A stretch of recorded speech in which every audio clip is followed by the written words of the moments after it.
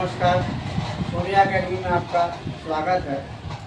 आज कक्षा 8 की कक्षा में हम पहला पाठ है जो वर्ग एवं घन, उसके बारे में अध्ययन करेंगे।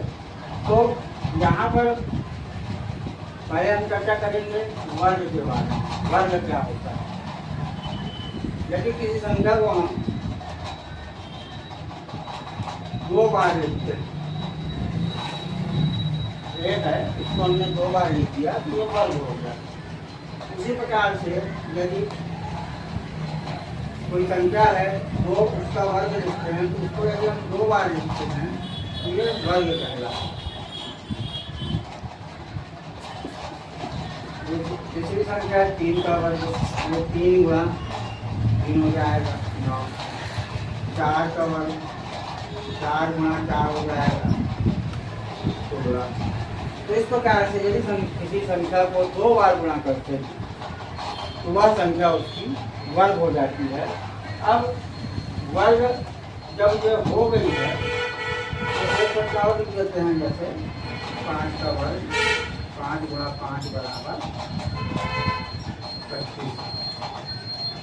5 का वर्ग बराबर 5 गुणा 5 बराबर 25। ये वर्ग कहलाते हैं और वर्ग को हम हल करते हैं तो उसका आंसर ये आता है। अब आगे अगर हम देखते हैं वर्ग को ही,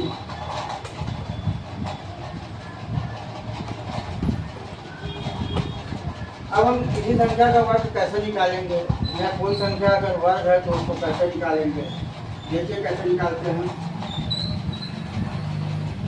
इसका हम कहलाते हैं अभाज्य गुणनखंड की विधि।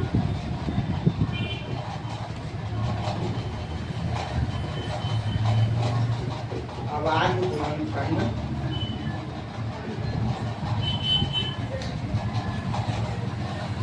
गुणनखंड विधि। इसमें हम क्या करते हैं, जैसे कोई संख्या है 25, जो वर्ग है कि नहीं है, इसको यदि हम हल करें तो इसका एक टेबल बना लीजिए आप। 25 5 बाकी देते हैं तो 5 बचे याद है आपका। इसका मतलब ये हुआ 25 तो हम लिख सकते हैं 5 गुणा 5, ये हो गया जोड़ा बन गया। अब 5 गुणा 5 कितनी बार आया? 2 बार आया है। ये 5 का क्या हो जाएगा?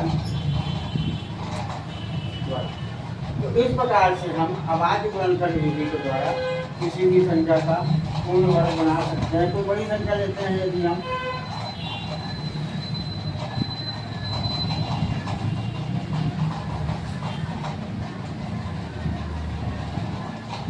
जैसे है 144, 144 तो बनाइए। सबसे छोटी अभाज्य संख्या 2 से भाग देते हैं तो 2 से 14, 2 से 4, फिर 2 से भाग देते हैं 2 प्लस 6 2 से 12, फिर 2 से भाग देते हैं तो 18, 2 से भाग देते हैं तो 9, 3 से भाग देते हैं तो 3 दिया। देखिए इसको हम भाग देते गए तो हमको संख्याएं मिलती गई। अब इसका वर्ग लिखने के लिए यदि हम क्या करते हैं, 144 बराबर 2 गुणा 2 गुणा 2 गुणा 2 गुणा 3 गुणा 3। देखिए यहाँ पे एक जोड़ा बन रहा है।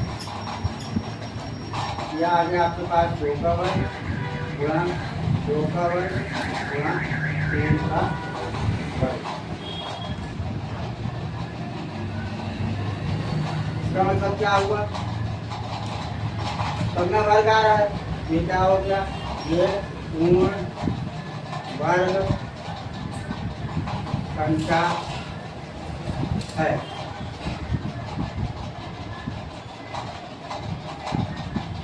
पूर्ण वर्ग संख्या है। इसका मतलब ये हुआ 2 गुणा 2 गुणा 3, इसकी पूर्ण वर्ग संख्या है। ये 3 दूनी 6 दूनी 12 की घात 2। तो 12 की घात 2 है। यदि 12 को हम 2 बार गुणा करते हैं तो हमको 144 मिलता है। तो इस प्रकार से अभाज्य गुणनखंड की विधि के द्वारा हम संख्याओं का गुणनखंड निकाल सकते हैं। अरे इसमें आता है पाइथागोरस ट्रिक।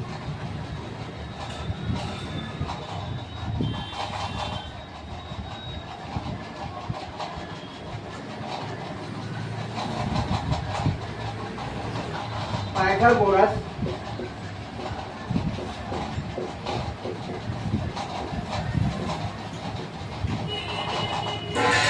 ट्रिक। तो पाइथागोरस ट्रिक में क्या होता है, यदि कोई संख्या है, 3 संख्याएं हमारे पास दी करनी है, 3, 4, 5, तो छोटी 2 संख्याओं का योग 3 का वर्ग धन 4 का वर्ग बराबर 9 धन 16 बराबर, तो तीसरी बड़ी संख्या है उसके वर्ग से बराबर होगा। ये आ गया 5%। ये 25 ये भी है और बड़ी संख्या का वर्ग भी 25 है। तो ये हमारे पास पाइथागोरस ट्रिक बन जाता है। जैसे हम जांच करके देखें, यदि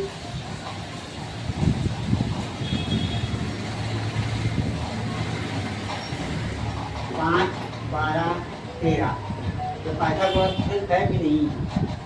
तो 5 का वर्ग कितना हो गया 25, 12 का वर्ग कितना हो गया 144, इनको जोड़ेंगे 5 का 9, 4 का ये आ गया 2। तो हम 13 का वर्ग निकालते हैं, तो 13 का वर्ग निकालते हैं, 13 169 हो जाएगा, तो 269 आ जाएगा।